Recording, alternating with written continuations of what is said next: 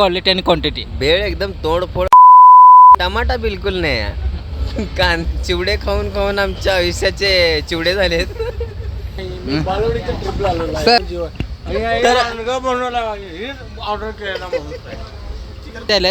तर पोरांना तुम्ही काय उत्तर देऊ इच्छिता? पोरांना म्हणतो त्याच्या तोंडात कांदा खावा आणि झोपा.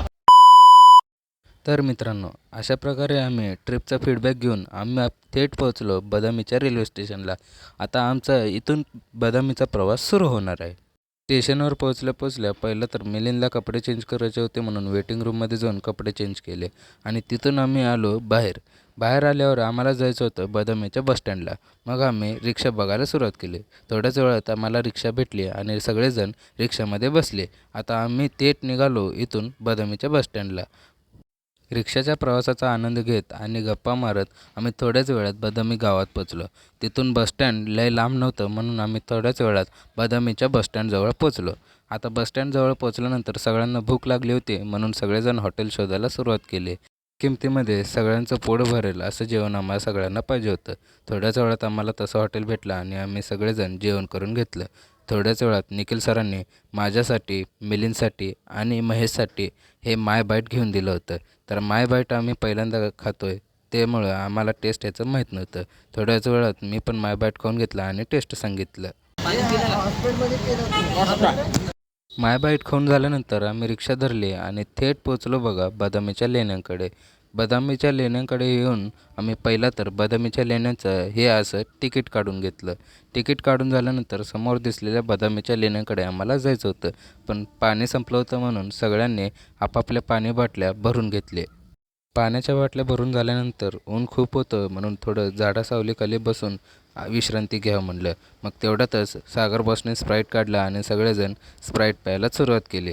स्प्राईट पिऊन झाल्यानंतर आमची बॅग चेकिंग झाली आणि बॅग चेकिंग झाल्यानंतर आम्ही आलो बदामीच्या लेण्यांकडे. ही होती बदामीची पहिली लेणी. बदामीच्या पहिल्या लेणीमध्ये आम्ही असे स्तंभ बघून स्तंभावरचे कोरीवकाम बघून आतमध्ये भगवान शंकर यांचे शिवलिंग आणि बाहेर नंदी बैल हे विराजमान होते. भगवान शंकरांची पहिली लेणी बघून झाल्यानंतर आम्ही पायऱ्यांच्या रस्त्याने पोचलो या दुसऱ्या लेणीकडे. दुसरी लेणी होती भगवान विष्णू यांची. इथल्या गाईडच्या माहितीनुसार असं म्हटलं जातं की इसवी सन पूर्व 570मध्ये ही भगवान विष्णूची लेणी बनवली होती.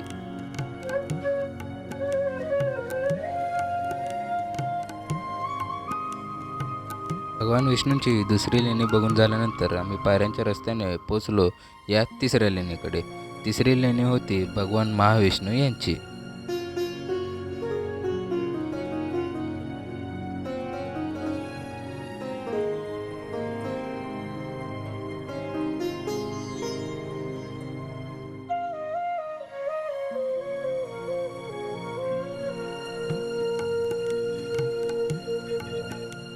भगवान महाविष्णू यांची लेणी बघून झाल्यानंतर पायऱ्यांच्या रस्त्याने आम्ही पोचलो या चौथ्या लेणीकडे.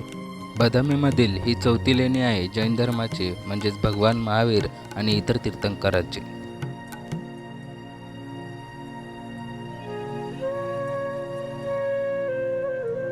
बदामीतील चारही लेणी बघून झाल्यानंतर आम्ही खाली येत होतो. तेवढ्यात माकडाला तहान लागली म्हणून हे भाऊ पाणी पाजत होते. तेवढ्यात दुसरं माकड आमच्याकडे येऊन पाणी मागत होतं. तेवढ्यात सागर बॉसने त्याला पाणी पिऊ घातलं होतं. पाण्याची बाटली देताच माकडाने पाण्याची बाटली सांडली. तुला दादागिरी करेगा मेरे साथ, दादागिरी करेगा. भाई मुझे माफ कर दो. हात धरला.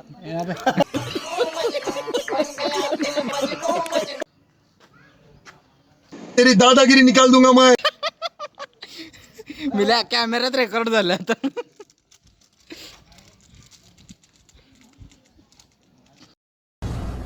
मैं भी तो अनाथ हूँ, मुझे भी एक निवाला खिलाओगी. एवढं सगळं झालं तरी माकड काय आमचं पिछा सोडत नव्हता. आता बघा सागर बॉसच्या बॅगेकडे येऊन थांबला. बॅग पाहिजे म्हणून मागा लागत होता.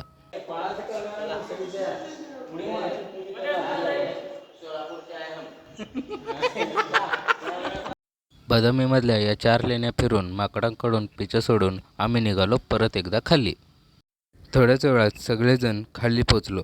खाली पोचल्यानंतर सगळेजण दमले होते म्हणून झाडाच्या सावलीखाली थोडा वेळ विश्रांती केली. विश्रांती करून झाल्यानंतर आम्ही निघालो पुढच्या पॉईंटकडे, म्हणजेच पुरातत्व वास्तू संग्रहालयाकडे. तिथे जाताना रस्त्यात आम्हाला एक छोटंसं मंदिर दिसलं, म्हणून मी, मिलिंद बॉस आणि सागर बॉस हे मंदिर एक्सप्लोअर केलं.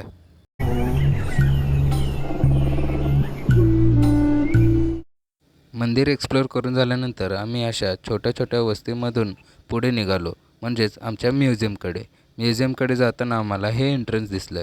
एंट्रन्समध्ये प्रवेश करताच आम्ही म्युझियमकडे पोचलो.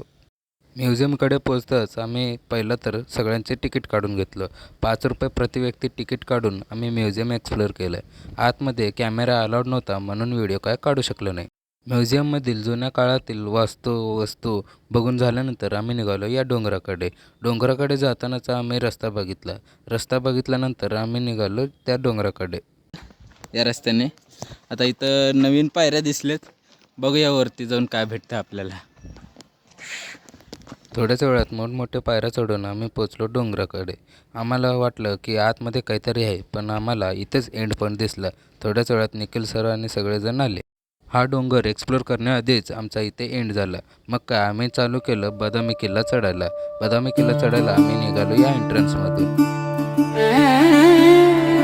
बदामी किल्ला चढताना महेशने आम्हाला एक असा रस्ता शोधून दाखवला ज्या रस्त्यामध्ये जाड माणूस अजिबात जाऊ शकत नाही. आम्ही तर लुकडं होतो म्हणून आम्हाला त्या रस्त्याने जायचंच होतं, कारण आम्हाला बदामी किल्ला एक्सप्लोअर करायचा होता. तर तुम्ही बघू शकता की हा रस्ता किती छोटा आणि किती अवघड आहे ते.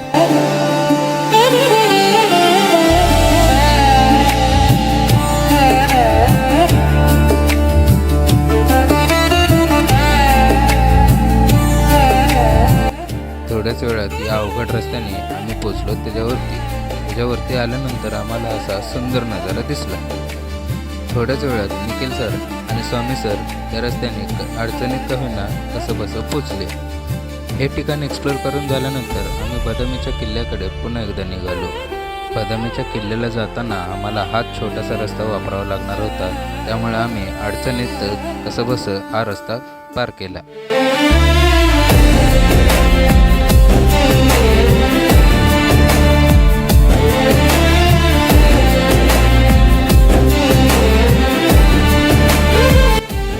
मी तर आलो पहिला, बाकीचे अजून रस्त्यातच होते, म्हणून मी त्यांना हाक मारली आणि लवकर ये म्हटलं, कारण आम्हाला घरी लवकर जायचं होतं. मी खाली आल्यानंतर थोड्याच वेळात महेश देखील भिंतीचा आधार घेत खाली आलाय. त्यानंतर आमची गँग मागे हळूहळू येत होती.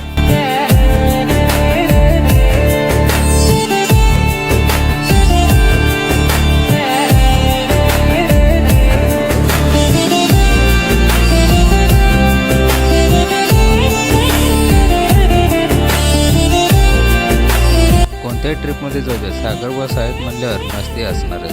त्यामुळे आम्ही थोड्याच वेळात मस्ती करून या शिवालयाकडे निघालो.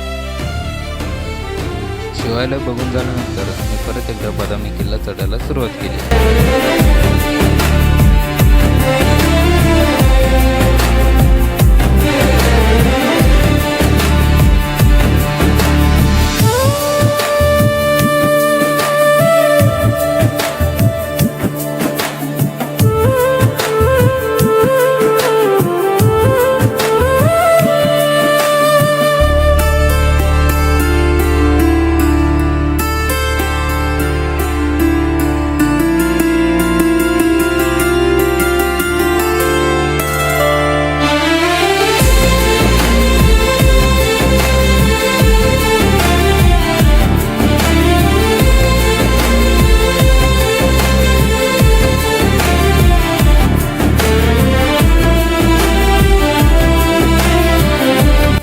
थोड्याच वेळात आम्ही बदामी किल्ल्याच्या एकदम टॉपवरती आलो. टॉपवरती आल्यानंतर आम्हाला एक दर्गा दिसली. तिथे मी आणि महेश आणि मिलिंद तिघेही बघायला गेलो.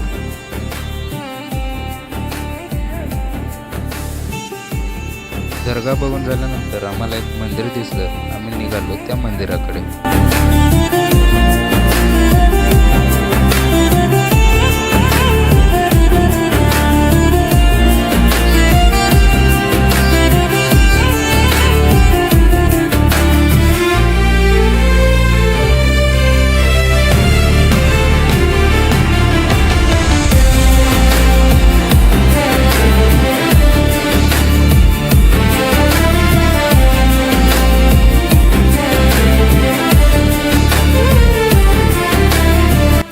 अशा प्रकारे आमचा बदामीचा किल्ला एक्सप्लोर करून झाला होता. आता आम्ही निघालो भूतनाथ टेम्पलकडे. त्यासाठी आम्हाला परत एकदा खाली उतरावं लागेल. खाली उतरल्यानंतर आम्ही निघालो भूतनाथ टेम्पलकडे. थोड्याच वेळात आम्ही सगळे पोचलो बदामीमधील अगस्त्य तलावाच्या काठी वसलेलं सुंदर असं भूतनाथ टेम्पलमध्ये.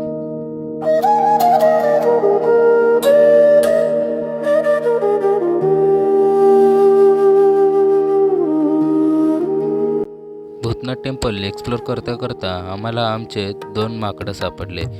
ते 2 माकडं असेच झोपले होते बघा. इथल्या भूतनाथ टेम्पल एक्सप्लोर करून झाल्यानंतर आम्ही सगळे तिथल्या तलावाच्या पाण्यामध्ये पाय टाकून खाली बसलो होतो. आम्हाला एवढं थंड वाटत होतं म्हणून आम्ही स्वामीला देखील बोलवलं. स्वामीला ये म्हणलं तर स्वामी नको म्हणला. भूतनाथ टेम्पल हा आमचा बदामीतला लास्ट पॉईंट होता. मग आम्ही तिथनं रिक्षा धरली आणि थेट निघालो बघा बदामीच्या रेल्वे स्टेशनला. बदामीच्या रेल्वे स्टेशनला आल्यानंतर पहिलं तर आम्ही तिकीट काढून बसलो प्लॅटफॉर्मवरती, कारण 10 मिनटात आमची गाडी येणार होती.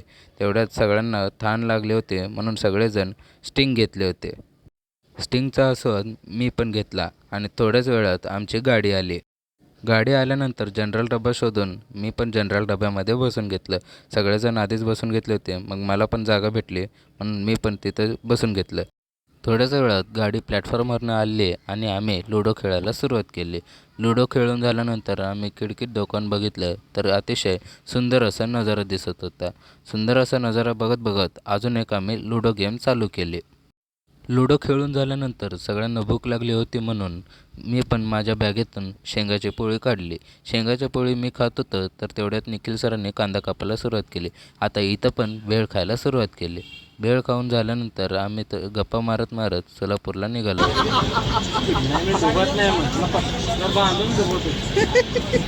तू काय रे, तू काय व्हिडिओ बनवला, तू कशाला हे करत असलं रेकॉर्डिंग करू लय मारतो बरं सांगा तुला. गप्पामध्ये स्वामी सर आणि निखिल सर यांच्यामध्ये भांडणं लागली.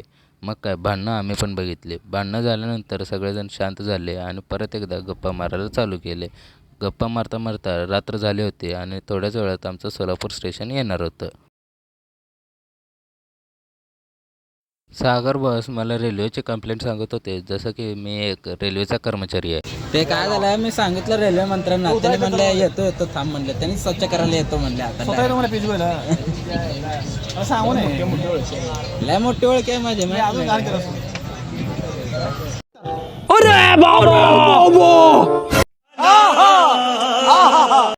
माझी एवढी मोठी ओळख सांगून झाल्यानंतर आम्ही पोचलो आमच्या गावी म्हणजेच सोलापूरला. सोलापूरला यायला आम्हाला उशीरच झाला कारण आमची ट्रेन अर्धा तास लेट होती. तरी पण आम्ही काय नाराज झालो नाही कारण आमची सोलापूर हंपी बदामी ट्रिप इथे संपत होती आणि सगळेजण खूप आनंदी होते. थोड्याच वेळात रेल्वे स्टेशनच्या बाहेर आलो आणि रिक्षाची वाट बघितली. थोड्याच वेळात रिक्षा येऊन आम्हाला घरापर्यंत पोचले. थोड्याच वेळात मी माझ्या घरी पोचलो आणि घरी पोचल्यानंतर जो आनंद येतो तो कुठंच नाही.